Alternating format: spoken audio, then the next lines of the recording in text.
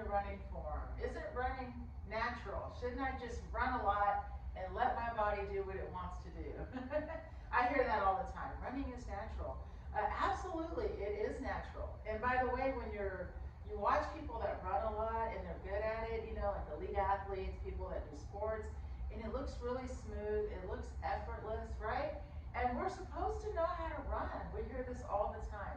From when you're really little, it's always go run. You learn everything else about every other sport, right? You know, whether it's throwing a ball, catching a ball, you know, all of the things you do for your sport, and then the running part, you're supposed to just go run. And then to get better at running, you should just keep running more. And the more you run, just the better you will get. And it works for some people, absolutely. And some people, they go out there, they run, they feel good, and they keep running, and it feels great. And other people, unfortunately, they try the same thing, and they keep running, and they keep getting shin splints. So those are my runners. And I mean that in a really positive way, because I've been coaching now specifically for running. I do also, of course, strength training. That's really a big part of what I do as well. But the running I've been working on for years, and we're seeing the same number of injuries, even with the shoes, even with all the gadgets, you know, all of the rollers and the massage guns and tape and you name it.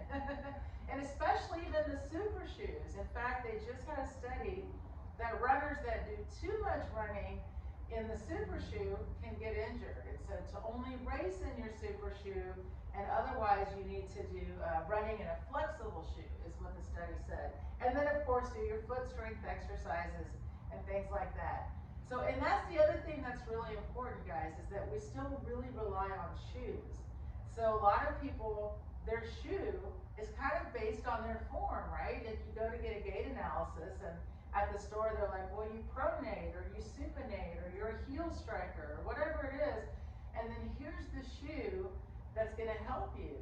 And then of course I love that they came out with this super shoe. It's just the thought of wearing a super shoe is exciting. And I understand all that. And we're seeing, by the way, incredible success with it. So I love technology. I think it's fantastic.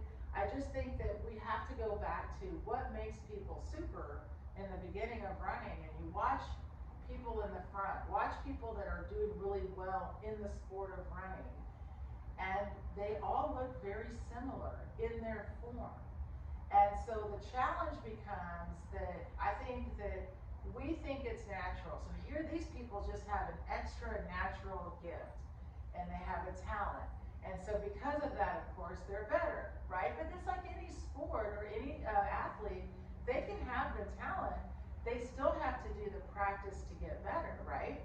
So for us, for those of us that maybe it's not as natural of a talent for us, we might have to work a little harder, especially if we're doing movement patterns that are not efficient for the movement we're trying to do. And I just want to detour for a minute. I just started playing pickleball like a year ago or so.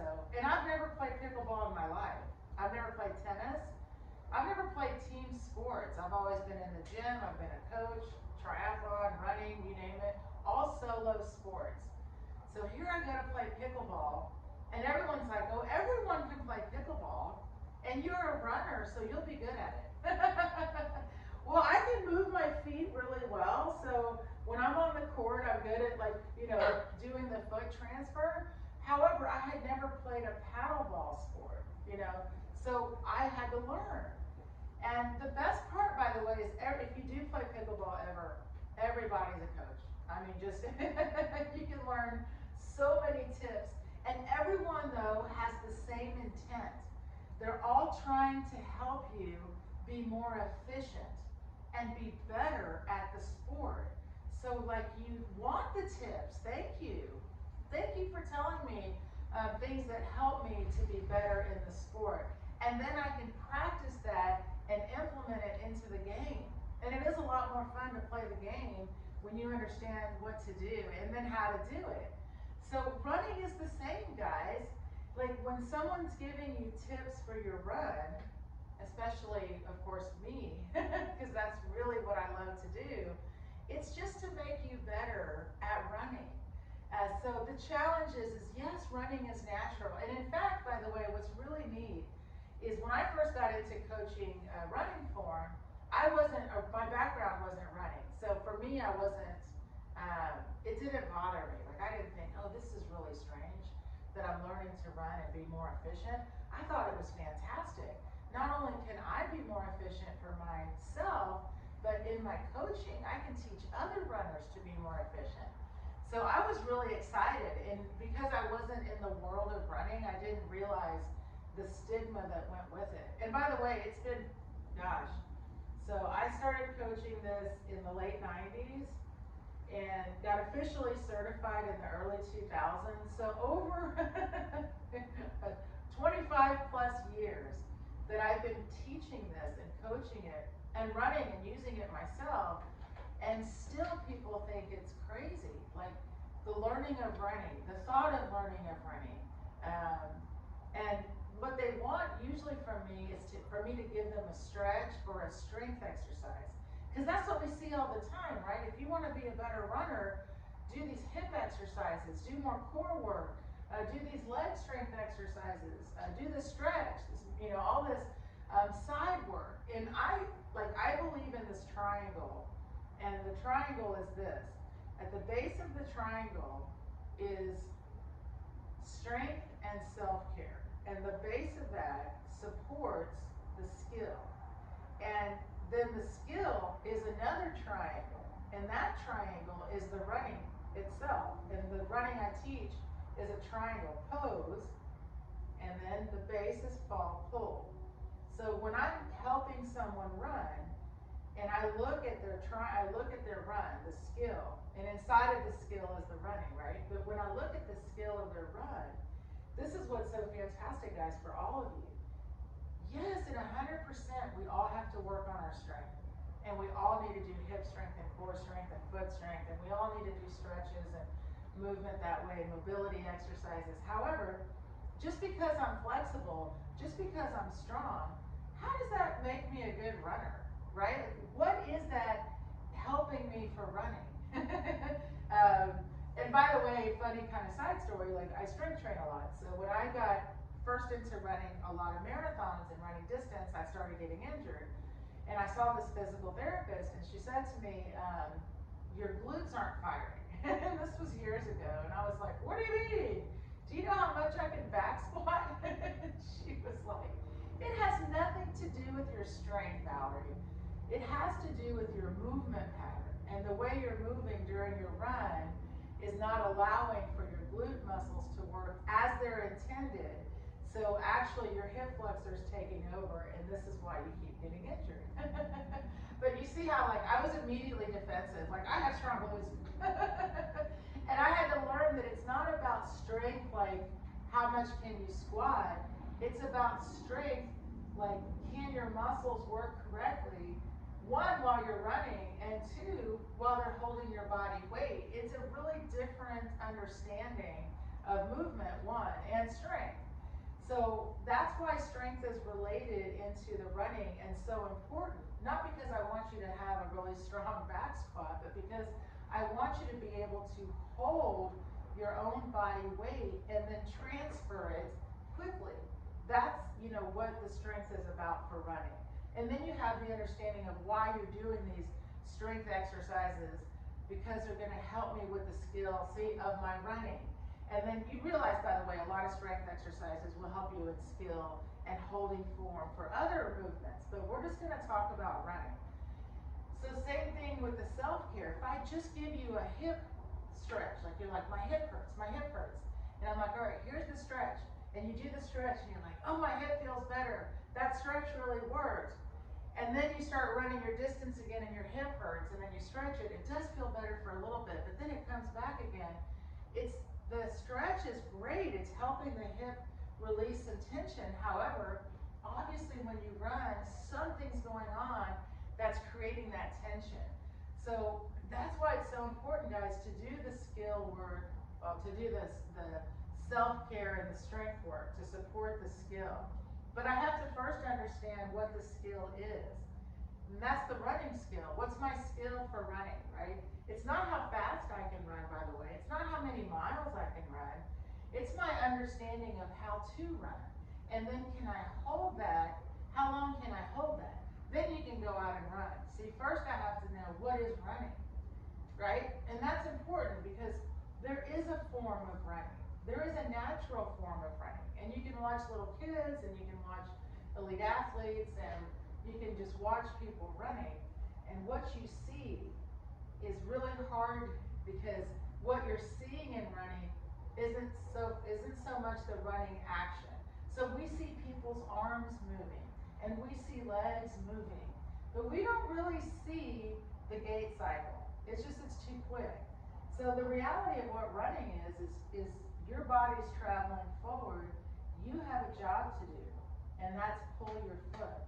And as soon as you pull your foot up, your lifted foot drops. Gravity drops that foot, and then your job is to pull it. So you actually have a job to do in running. It's pulling the foot and then holding the torso lifted.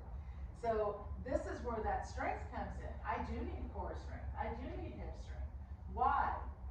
Why do I need it? I need it to be able to hold my upper body lifted during my run, during my walk, by the way, even when I sit. So when you're talking about running form, part of it, and this gets talked about a lot. When I used to do long runs, I used to see people with signs and they would say, run tall. And I'm just giggling because what does that mean, right? But your first thought is, I'm sure, because run tall, what the intent is lift, right? So what I teach you isn't really to be tall, but it's to take your torso and lift it, right? But it's a good thought. But the reason I giggle is because I thought, well, how do you run short, you know? But I think, honestly, running short means you're kind of hunched over. So if I saw you, or you saw me, so I'm doing it while I talk to you, but if I was running and I was hunched over, and you said, stand up, you know, be tall, your hope would be that I would lift up, right? But if I know that that's my job while I run, that part of my job of running is lifting up, then I might be more likely to, one, train that, and second, think about it while I run. So, you know, checking in, is my torso lifted, should be a thought of my running, even more so than how fast am I going? Because then if you can sense and feel when you're out of line and you correct it, you're more likely to be able to hold that line. So that's part of running form. And then, of course, the action of running. There's only one action. This is the best part. I tell people, like, you save so much work by just having one action. And that's the pulling action, which we went into, I think, in the second video, that pulling action. And if I focus only on one thing, which is my job, right, pulling, then you're running. And then if you want to run faster, you lift your torso up. Watch, my feet pull quicker, they pull a little higher. That's running is running.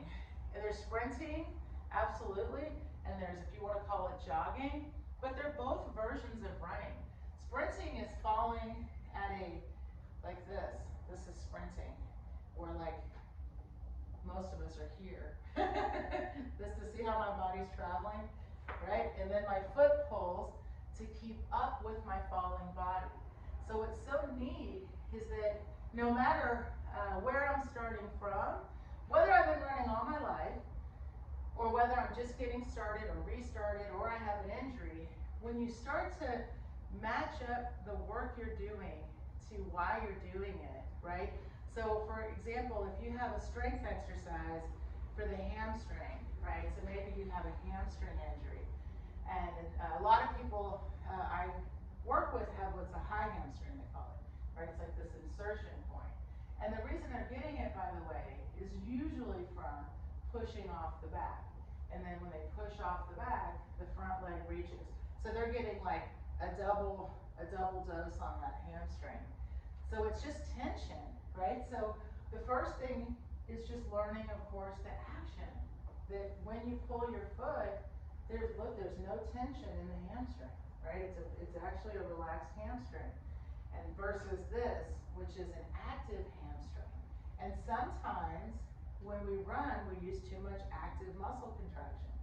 So first I just teach people with high hamstring issues Let's just work on feeling how relaxed the hamstring should feel when you're running.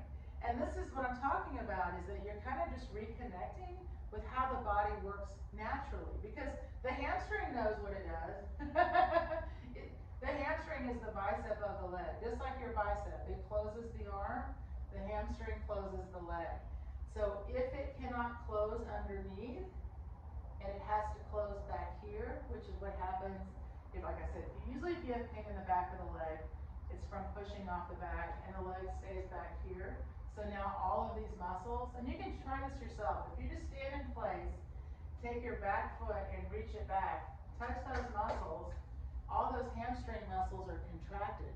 So imagine if you run, it's 1,500 steps a mile, and every step I go contract, contract, like extra contraction on that hamstring. Well, it's letting you know, please stop doing that. Versus I pull the foot up, 10% of active hamstring. See what I mean? So all of a sudden, I'm using like so much less effort, so much less tension on the muscles, on the joints, and it's really just by being more efficient. And by the way, what's really fun for me is when I do a gait analysis on people, I show them, look, you already pull your foot, because pulling is a natural action. Pulling is the natural action of running. Everybody actually does pull their foot. It's just that over time, you got away from that because running wasn't your natural, unless you're running and running and running and running constantly, it doesn't stay natural, right? It's something I have to practice and maintain and be consistent with. So this is why when you get into running, or you're coming back into running, or you have an injury, it makes so much more sense to work on, and I call them skill drills, right? Skill drills. So you work on drills that mimic your running action, and then you take that out for your run. So as you're recovering, you're also working on your form. And then instead, so then form loses that stigma. It's not that form that I'm trying, well, it is, it's a standard. I want to hold my body upright. I want to make sure my knees are bent to use elasticity. I want to pull my foot up and use less impact in my run, right? It starts to make sense when you realize why you're doing what you're doing does make sense. And by the way, I have one time I was training this woman, and she wanted to get to Boston, and she did. She got to Boston. And she really did not like the drills. And she said, they just make me feel silly. I don't feel comfortable doing them. And I, just so you know, that's okay. But I said to her, that's part of your struggle in your run. She had a lot of tension in her lower legs. So I said part of it, and this is kind of fun, guys, to think about, that tension shows up, right? And it's along your whole body. So if you've got tension in your neck or you grip really tight, that actually limits your ability to relax in the lower body. So I said, let's just find a drill that you can do that doesn't make you feel silly. There's not a magic drill, just so you know, there's a bunch of them. And they all have a good intent, but the majority of the reason you do the drill is to just reinforce what you're about to do, which is run. So we actually did, we found a drill she liked. She likes this one. She likes to just do a pendulum, and she could relax and she could do that. And just so you know, that the point was, as she continued to keep the drills in, she did get to Boston, she did relax, she just said, don't take the joy out of my run. Like, she didn't want to feel like running was work, right? And I just want to reiterate that when you work on form and you do things like drills, a lot of it, by the way, is for you to have more fun in your run. It's a lot more fun to run when you're actually working on your run. And so the drills and things like that, it's just for elasticity, and but it's to develop that ability for you to be able to hold yourself up, right? And run and be able to maintain that movement, that hold, and that action of pulling. So I'm always like, do the drills at home by yourself. Nobody can see you. But I get that, and it's funny because, just to get out and go run is huge. Like, it's a lot. It's amazing motivation. You're out there, you're doing it. And so a lot of people I've heard over the years, and I get this comment sometimes, like, just let people be. Valerie, let them go running. Why are you bothering people? I'm not bothering people. Because most people, I don't go out and stop their run, they come to me. And I'm telling you though, that over these long 30 years, I get so much joy out of watching someone go from suffering from like shin splints, tight hip, whatever it is, that's been limiting their movement, limiting their run, and actually limiting their joy of running, to just putting in some awkward moments for a little bit.